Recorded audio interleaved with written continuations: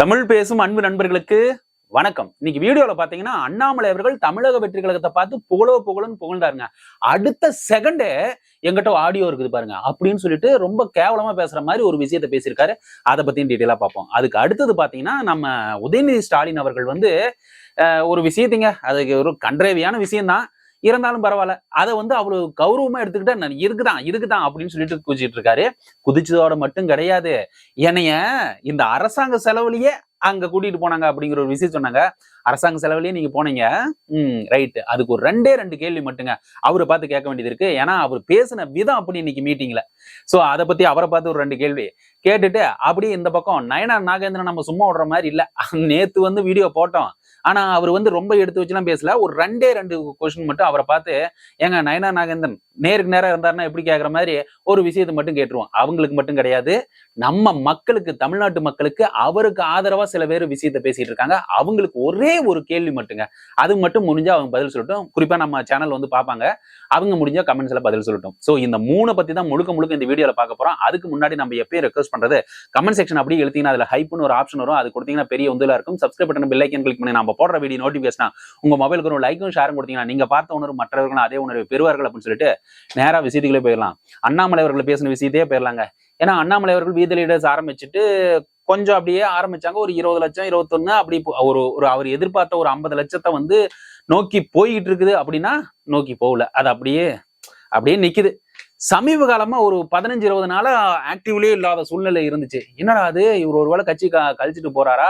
இப்ப கூட ஒரு ஸ்டேட்மெண்ட் கொடுத்திருக்காரு. அமித்ஷா அவர்கள் வந்து என்னை கூப்பிட்டாங்க, அங்கேயே டெல்லியில இரு அப்படின்னு சொல்லிட்டு அண்ணாமலை அவர்கள் வந்து அண்ணாமலைய அங்க இருக்க சொன்னாங்களாம். இவர் வந்து இல்ல தமிழ்நாட்டு தான் பெருசு அப்படின்னு சொல்லிட்டு இவர் வந்துட்டார். சரி ரைட்டு, அவர் வந்து காவல்துறை அந்த வேலையே விட்டுட்டு வந்தவர். இது கூட நம்பலாம்னு வச்சுங்களேன், தமிழ்நாட்டு மக்களுக்காக, தமிழ் இன உணர்வுக்காக வந்தாருன்னு வச்சுக்கோ. சரி ரைட்டு. எனக்கு என்ன ஒரே ஒரு ரிக்வெஸ்ட் மட்டும், மதம் சார்ந்து ஒரு விஷயம் இல்லாம, ஜாதி மத பேதம் இல்லாம, மேல கீழே அப்படின்னு ஒரு விஷயம் மனசுல இல்லாம அப்பழுக்கற்ற வெண்மையா தமிழ்நாட்டு மக்கள் நலனோட வந்தாருன்னா எப்பயுமே தமிழ்நாட்டு மக்கள் தூக்கி வச்சு கொண்டாடுவாங்க. அதுக்கு உதாரணம் நம்ம தமிழக முதல்வர் விஜய் அவர்கள். அவர் ஜாதிக்கும் மதத்துக்கும் அப்பாற்பட்டவருங்க. சரி ரைட்டு. இவர் இப்படி வந்து சொன்ன அண்ணாமலை அவர்கள் வந்து என்ன ஆச்சுன்னா, இன்னைக்கு மீட்டிங்ல நடந்து, இன்னைக்கு ஒரு போராட்டங்கிற மீட்டிங் நடக்கும்போது அவர் வந்து இந்த விஷயத்தை எடுத்து சொல்றாரு. அது ஏகப்பட்ட ரஷ்ங்க, உண்மையிலுமே சொல்றேன். அவர் கொஞ்சம் ஒதுக்கிற முடியாத ஒரு சக்தி தான் அண்ணாமலை அவர்கள். கூட்டறிஞ்சு தள்ளு முள்ளு போண்டோ செல்ஃபி அப்படி இப்படின்னு எடுத்துக்கிட்டே இருந்தாங்க. விடுங்க, விஷயத்துக்கு வரேன். இப்ப அவர் என்ன சொல்றாருன்னா, தமிழக வெற்றி கழகம் அருமையா ஆட்சி நடத்துதுங்க, அருமையா ஆட்சி நடத்துது. அது நம்ம தமிழ்நாட்டு மக்களுக்கே தெரியும். யாருக்கெல்லாம் சிம்ம சொப்பனமா இருக்குதுன்னா, யாரெல்லாம் கை விட்டு வாங்குறாங்களோ அந்த பக்கம் போயிட்டு இங்க கொஞ்சம் கொடுங்க அப்படின்னு சொல்லிட்டு இந்த பக்கம் இழுத்துக்கிட்டு போறவங்க, அப்புறம் கான்ட்ராக்ட் டெண்டர் விடுறீங்க, டெண்டர் எடுக்கிறீங்க, அப்புறம் யாரெல்லாம் வழக்கமா அவங்க மக்களோட நலன் சார்ந்த விஷயங்களுக்கு போகாம தம்பாக்கிட்டு கொண்டாந்து வைக்கிறீங்க, இவங்க எல்லாம் தான் வந்து ஐயோ திமுக இருந்தா பரவாயில்லையா அப்படின்னு அவங்க எதிர்பார்க்கறாங்க. ஆனா தமிழக மக்கள் என்ன சொல்றாங்கன்னா, இந்த நம்ம தமிழக வெற்றி கழகத்தின் தலைவர் விஜய் அவர்கள் நடத்துற ஆட்சி சூப்பரா இருக்குதுன்னு தான் சொல்லிட்டு இருக்காங்க. அதை வழிமொழிகிற மாதிரி தான் நம்மளுடைய அண்ணாமலை அவர்கள் தெள்ள தெளிவா ஒரு விஷயம் சொல்றாங்க. சூப்பரா நடத்துறாங்க. ஏதாவது ஒரு தப்பு அப்படின்னு எடுத்து சொன்னோம்னா அப்படியே வாங்கிக்கிறாங்க. வாங்கினது மட்டும் கிடையாது, அதை செயல்படுத்தவும் செய்யறாங்க. அவங்கள நம்ம வந்து வாழ்த்தி தான் ஆகணும். அதே சமயத்துல அது சொல்லி வாய மூடுற அடுத்த செகண்ட்லயே ஒரு விஷயத்த சொன்னாரு பாருங்க, அங்கதாங்க ஜெருக்கு விழுந்துச்சு. என்னன்னு பாத்தீங்கன்னா, நம்ம முதல்வர் விஜய் அவர்கள் வந்து முதல்வர் அமைச்சர், அதாவது நம்ம தமிழக அரசாங்கத்துல இருக்கிற அங்கம் வகிக்கிற நம்ம சில அமைச்சர்கள், ஒரு சில அமைச்சர்கள் அப்படிதான் சொல்லியிருக்காரு. அது வரைக்கும் சந்தோஷம். ஒரு சில அமைச்சர்கள் இன்றும் 2% 3% கமிஷன் வாங்கிட்டு தான் இருக்கிறாங்க. அதுக்கு தொடர்புடைய ஆடியோ எங்கிட்ட இருக்குது அப்படின்னு சொல்லியிருக்காருங்க. உண்மையிலுமே கேட்கிறேன், அது ஒரு ஸ்ட்ராங்கான பாயிண்டாவே வச்சுக்கோ. அவர் வந்து ஆதாரம் இல்லாத பேசுவார், டேட்டாவோட பக்காவா பேசுவாரு. ஆனா நான் என்ன கேட்கிறேன், தமிழக வெற்றி கழகம் ஏதாச்சும் தடுத்துச்சா உங்களை?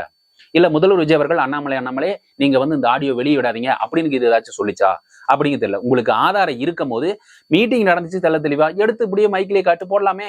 எதுக்காக இருக்குன்னு டிஎம்கே ஃபைல்ஸ் சொன்னீங்க, வெளியிட்டீங்க. அதே மாதிரி தமிழக வெற்றி கழகம் எங்களை பொறுத்த வரைக்கும் மடியில கணம் இல்ல, வழியில பயம் இல்ல, அவ்வளவுதான் எங்களோட இது. நீங்க வந்து எடுத்து போட்டுட்டே இருங்க. அப்படி தவறு செய்த அமைச்சரா இருந்தா முதல்வர் விஜய் அவர்கள் ஏற்கனவே நம்ம நீர்வளத்துறை அமைச்சர் யாரு, நம்ம புசியானந்த் தெள்ள தெளிவா சொல்லியிருக்காரு. எதையும் அது அந்த காலங்க. நீங்க வந்து வாய் வழியா இந்த பர்சன்டேஜ் போகுது அந்த பர்சன்டேஜ் போகுதுன்னு நேரா ப்ரூஃபோட வாங்க. எங்க முதல்வர் விஜய் அவர்கள் அடுத்த செகண்டே எங்களை சட்டமன்றத்துக்குள்ள அலோவ் பண்ண மாட்டாரு, நுழைய விட மாட்டார், தூக்கி எரிஞ்சிருவாரு அப்படின்னு சொல்லிட்டு அடிப்படை உறுப்பினர் பதவியில இருந்தே தூக்கி எரிஞ்சிருவாரு. சோ அதனால அங்கங்க கட்சியில பயணிக்கிறது. அதனால அப்படிப்பட்ட ஒரு அரசாங்கமும் ஸ்ட்ராங்கான ஒரு முதல்வரும் ஸ்ட்ராங்கான ஒரு கட்சி தலைவரும் இருக்கிறாரு. நான் எடுக்கிறதா முடிவு, அதை வழிமொழிகிறது இருக்கிறது தான் நம்மளோட சுத்தி இருக்கிற கட்சி.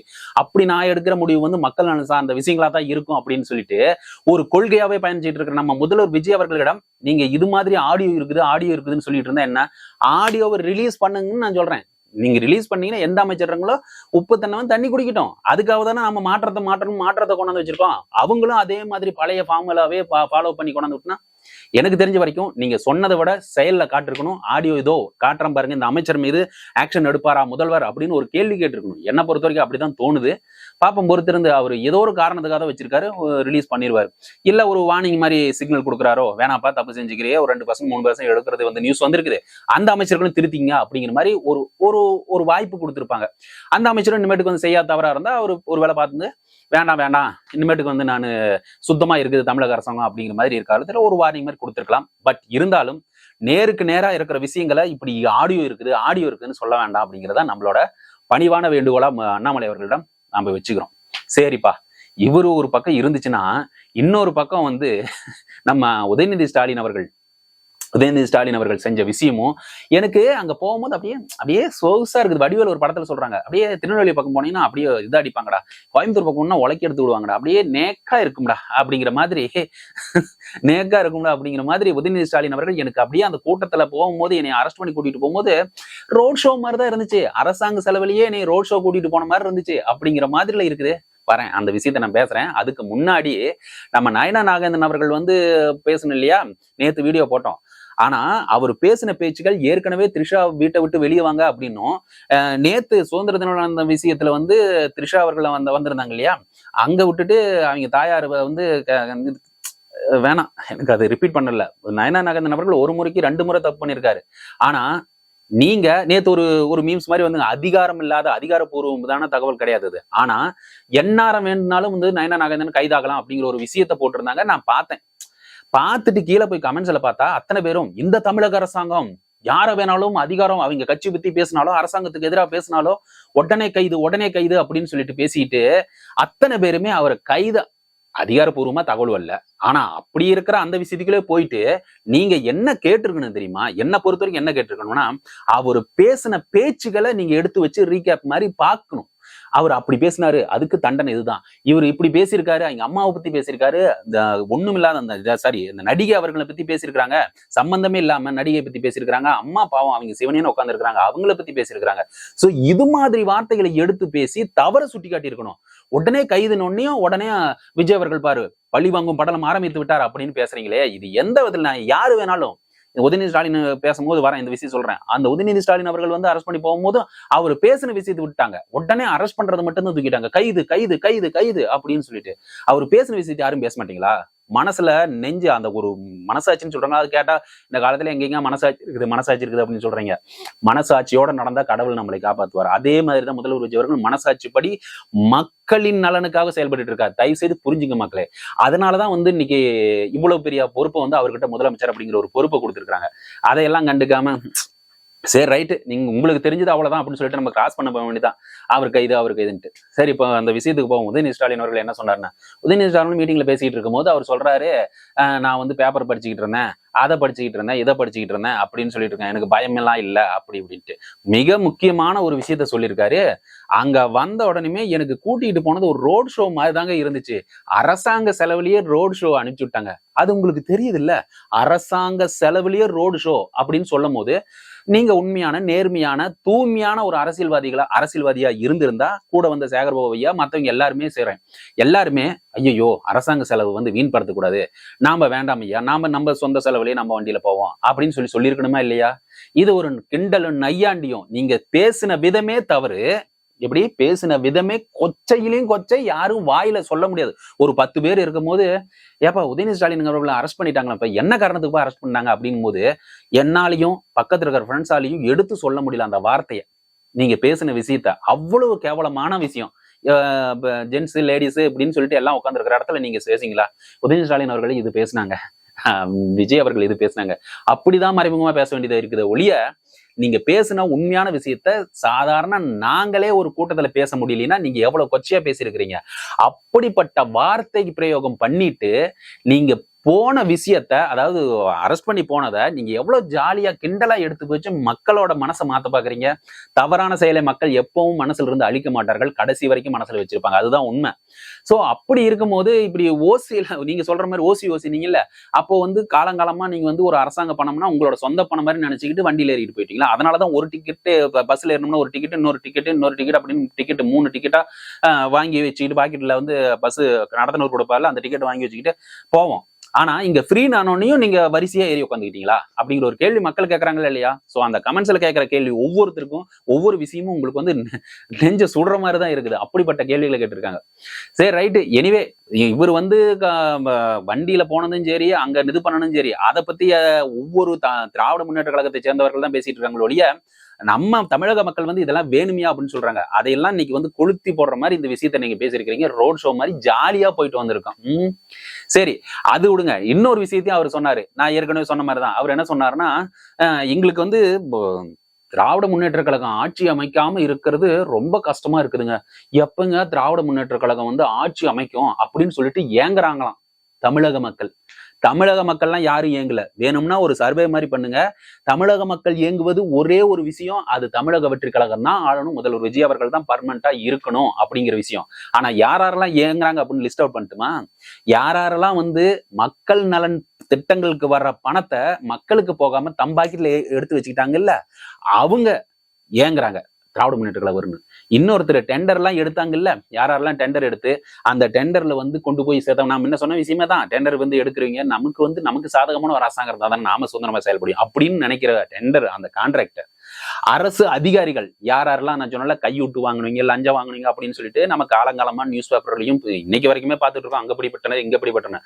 அவங்க எல்லாம் இன்னைக்கு மனம் கொதித்து எழுகிறார்கள். என்னடாது, நம்ம சம்பளம் இந்த கவர்மெண்ட் கொடுக்குற சம்பளத்துக்காக வந்தோம், நாம வந்ததே இது மாதிரி லஞ்சம் இது மாதிரி பணம் வாங்கிட்டு ஒரு 10,000 ரூபாய் சம்பளம்னா நமக்கு இது மாதிரி லஞ்சமும் ஊழலும் வழியாக வர்றது ஒரு 50,000, 60,000, 70,000, 1 லட்சம் கூட வரும். அது மாதிரி விஷயங்களே சைடு இன்கம், கிம்பளம் அப்படின்னு சொல்லுவாங்கல்ல, அது மாதிரி வர்றதுக்காக தான் நான் கவர்மெண்ட் வேலைக்கே வந்தேன். இப்ப அந்த கிம்பளமே இது மாதிரி வர்றது பணத்தையே வரலிங்கும் போது நான் 10,000 சம்பளத்துக்கு எப்படி செய்வேன்? அதனால திராவிட முன்னேற்ற கழகம் வந்துச்சுன்னா பண்ணலாம் அப்படின்னு சொல்லிட்டு எவ்வளவு ஒரு விஷயங்களா ஏங்குறாங்கன்னு தான் கமெண்ட்ஸ்ல நம்ம படிக்க முடியுது. அப்படிப்பட்ட கமெண்ட்ஸ்ல இருக்கிற வார்த்தைகளை எல்லாம் பார்க்கும்போது நீங்க கண்டிப்பா அந்த கமெண்ட்ஸ்ங்கிறது யாரு? மக்கள் போடுற கமெண்ட்ஸ் தானே.